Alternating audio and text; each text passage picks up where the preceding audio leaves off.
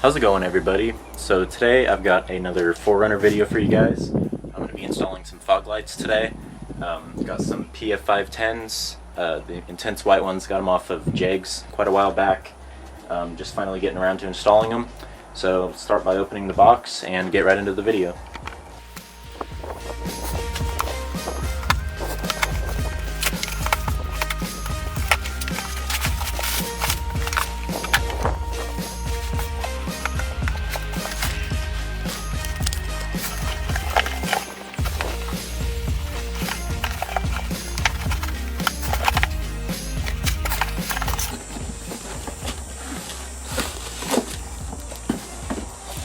There we go. Well, I guess that box only had one, so I guess I have to go find the other one that has the other one in it. A few moments later. Well, I only ordered one. So that's what I get, I guess, for not double checking anything on my order details. I just went online, bought it, and didn't check over any of it. So, and then when I got it in the mail, I just let it sit here for about 2 months without looking at it. So yeah, that's I guess what I get. And I mean, they even circle it right here. They say quantity 1. They circle it. They're probably like, why does this person only want 1? You know, I don't know either. So yeah, I guess we're just gonna install one fog light today. I'll get on the Jegs tonight and order the other one. But yeah, this is a lesson to double check all your orders, because this is not gonna look very good. But we're gonna do it anyway. Well, currently I'm trying to decide which side it'll look better, on the driver or passenger.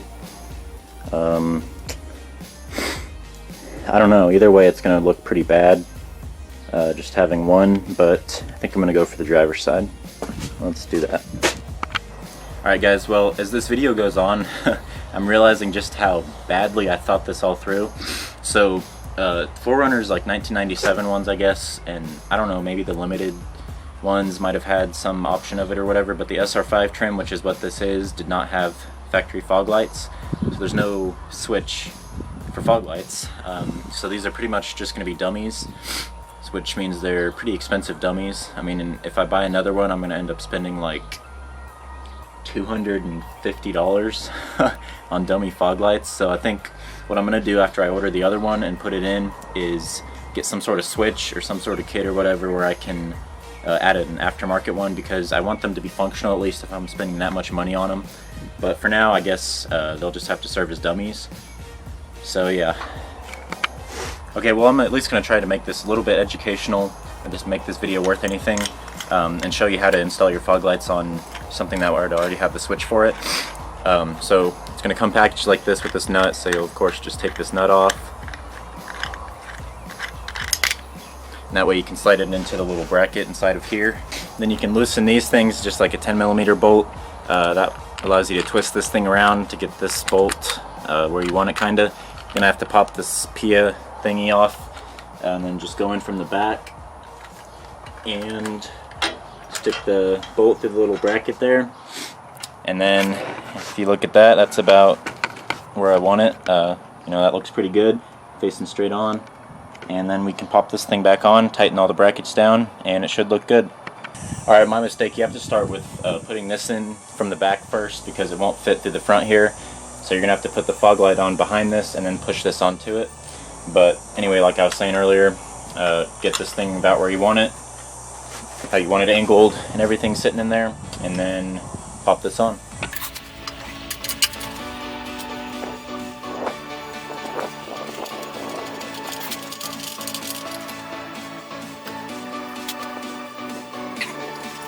Alright, that looks pretty good, the angle of it back in there. I'm going to go ahead and tighten that nut up, and then I need to tuck this thing away. I don't want this, of course, hanging down anywhere. So I get the switch for it.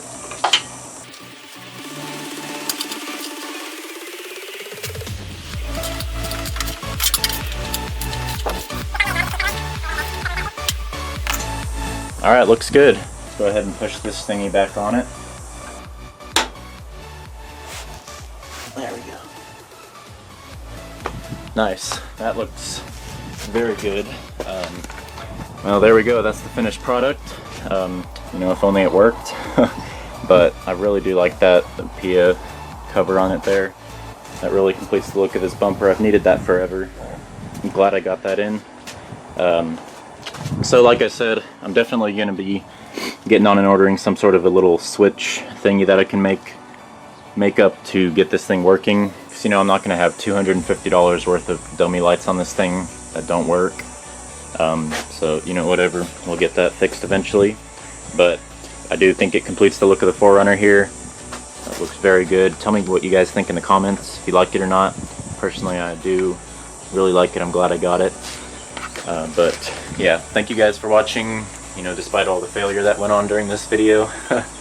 Hopefully, you know, you guys enjoyed it. So subscribe for more videos with the 4Runner if you want to see it. Let me know if there's some video you want to see that I can maybe try to make. But other than that, thank you guys for watching, and I will see you next time.